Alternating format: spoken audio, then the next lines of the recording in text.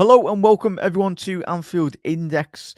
This is your latest episode of what we learned in Liverpool's big 2-1 win. As we know, come into this game on a 21 match unbeaten streak, which is absolutely phenomenal. Results against Real Madrid and of course results against Atletico Madrid for the French side already this season. Wasn't going to be an easy game, but obviously as you can see here, a fine tackle by Kostas Tsimikas to very much regain possession in the Liverpool half, very much allowing and facilitating Curtis Jones very much to play an absolute lovely diagonal ball straight through the middle of the pitch, opening up the heart of that Lille defence, really. And it was a lovely, lovely ball. And as you can see here, Mohamed Salah, the Lille defence probably were like looking and going, "Oh, Mohamed Salah, that's the worst person you want bursting through on goal and bursting through on your defence, and especially your goalkeeper."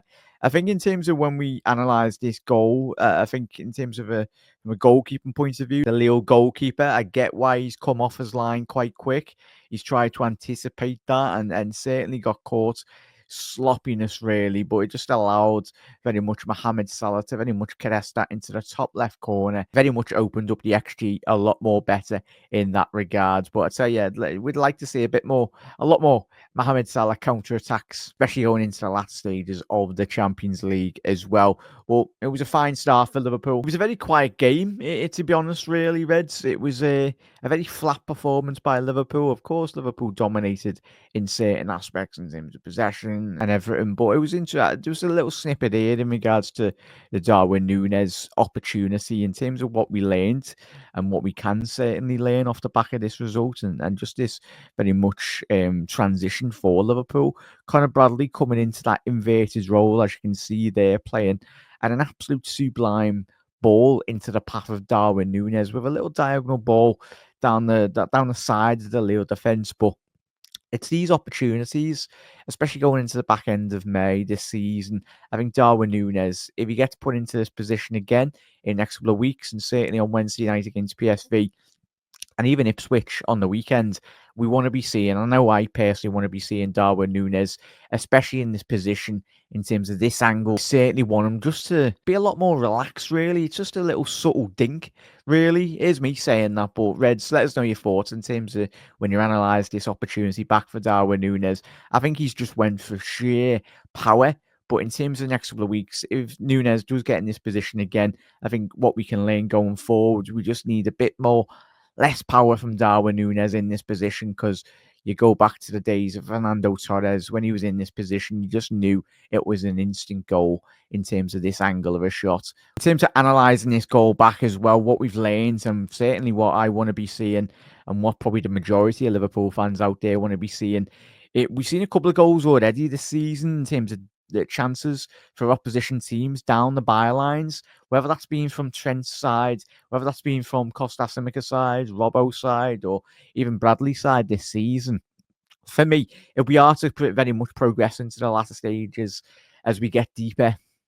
As we get deeper into the Champions League, certainly Liverpool need to be doing much better in terms of just stopping that cross from Conor Bradley. Needs to stop that cross at the source on the byline. But in terms of as that ball did trickle into the penalty area for Liverpool, it was very reactionary, very rash defending by Liverpool. And it wasn't, would have liked to have seen it. I think we all would have liked to have seen a clean sheet. But I think in terms of what we did learn, that Liverpool so far this season, in certain moments, even inside our own penalty area, for as good as we have been, I think certainly we can very much improve in terms of key areas like this. Balls do break into the edge of Liverpool's penalty area or inside the penalty area, not to rush our opportunities from a defensive structural point of view. And obviously Jonathan David, as you can see there, was very much at ease, really. Highly sought after the Canadian forward, and certainly with the instinct to finish that he had tonight, I don't think he'll have an easier opportunity to score in the Champions League again this season. As we go into Liverpool's second goal, it was very interesting in terms of the space in which Harvey Elliott did pick up off this corner. I think when you look from a technical point of view, you look at Elliott, you look at trends and certain players within this Liverpool team. I think going forward and what we can learn in terms of these key areas and key opportunities, as we can see from the goal, yes, Harvey Elliott did very much get a massive slice of luck. But instead, what I love personally was that ability on the edge of the penalty area. We know Elliott's got that technical ability about himself, but I think going forward, especially this season, whether that be Elliott, Dominic Szoboszlai, even Alexis McAllister, in certain moments, especially when that ball does fall off that second transition, when the defence clears it, the opposition team clears it. Certainly, when you've got the ability of Harvey Elliott or like Trent and all that, we've already seen it so far this season. But I think going into the next couple of weeks, as we go into the latter stages of the Champions League, we know how important set pieces can be. Obviously, the corner taken quickly, historic corner for Liverpool, played a massive part in Liverpool getting Big Ears number 6 as well. So it was really refreshing to see Elliott in this position, in and around the penalty area, and he's very alert. And that's certainly, most importantly, that's all you can ask for him to be alert and have that opportunity and have that strike in on goal. And of course, certainly, as you can see there, the sheer bodies in the Lille penalty area. Liverpool were very proactive, because even if that ball does ricochet, it's certainly going into the path of obviously the other 5 forwards. Both still got 6 bodies in the penalty area, but it's just really good positioning in an attacking sense from Liverpool. As we go through the next couple of weeks, next couple of months as well, I think this team is going to get even better and better and better. As we've seen over the last couple of weeks in terms of these breakdowns, it's really great to see the positional play, certainly from a defensive structural point of view. I think that will massively improve. But even in those attacking thirds of the pitch for Liverpool, we're creating so many opportunities. And as we go into the back end of the season, really, where it's going to mean so much, as we look at the Champions League table as well, it's absolutely unprecedented, really, the great start Liverpool have had.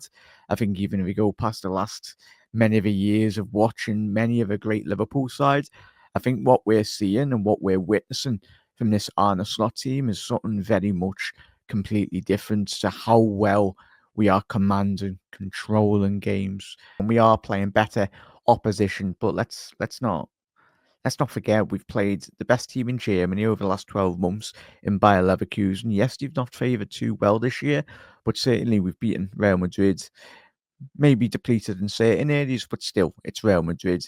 And Liverpool are grown from strength to strength. And as we've had this analysis in regards to the game against Lille, it's really positive to see so many great attacking opportunities. And I think going forward, Liverpool, if we want to be winning our Big Ears number 7, then certainly Liverpool at the top end of the pitch, we're absolutely fine. And it's just about getting that key word, and that's balance between the defence and the attack. And I think when it comes to the big opportunities this season, the big games, that's where I think Liverpool will very much strike that balance and get it absolutely right. But Reds, if you are new to Anfield Index, we'll make you up to date on all things Liverpool related. Pre-match, post-match shows as well. Get involved with all the podcasts that do get recorded here at Anfield Index. All the links are in the description as well, Reds. But I hope you have enjoyed today's episode. If you have, make sure you do drop a like on the video. Massively does help out. But most importantly, Reds, as always in these videos and all of our videos, do get involved in the comment section below. Let us know what you think about watching this great Liverpool side this season.